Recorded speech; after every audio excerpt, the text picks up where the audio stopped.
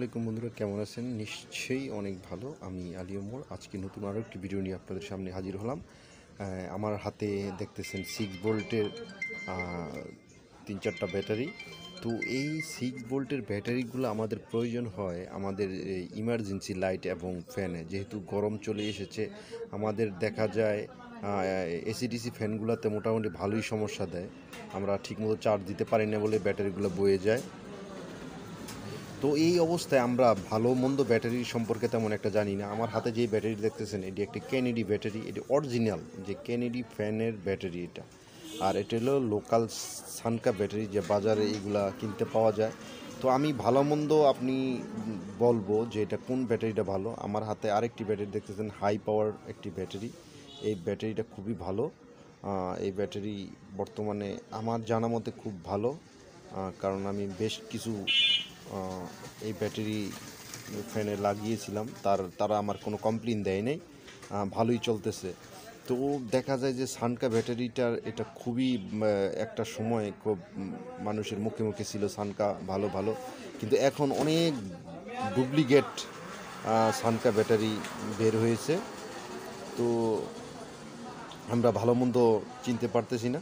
তো এই high power ব্যাটারিটা যেহেতু সে প্যাকেট করা একবারে ফুল ইনটেক, এটা ইউজ করার মতন কোনো কায়দা নেই। আমি যে জিনিসটা বুঝতে চাইতেছি যে দোকানে থাকলে অনেক সময় ইউজ ব্যাটারি তারা দিয়ে দেয় আমাদের কাছে। তো সেই ঝামেলা থেকে মুক্ত পাবেন এই হাই পাওয়ার ব্যাটারিটা। তো আমরা একটি ফ্যানে আমরা একটি ব্যাটারি চেঞ্জ করে দেখাই আপনাদের। এই ফ্যানটাতে আমরা একটি ব্যাটারি লাগাবো, যে ব্যাটারিটা আমি দেখেছি হাই পাওয়ার ব্যাটারি। এই ফ্যানটা আমাদের 10 থেকে 15 মিনিট চার্জ দিলে চলে, তারপরে সে বন্ধ হয়ে যায়। তো এমন তো অবস্থায় আমরা বুঝলাম যে এই ব্যাটারিটার সমস্যা। তো আমরা ব্যাটারিটি চেঞ্জ করে দেখি কি হয়। এই এসিডিসি ফ্যানটাতে আগেও ব্যাটারি চেঞ্জ করা হয়েছিল, চেঞ্জ করে সানকা ব্যাটারি লাগিয়েছিল, কিন্তু তেমন ভালো পারফরমেন্স পায় নাই।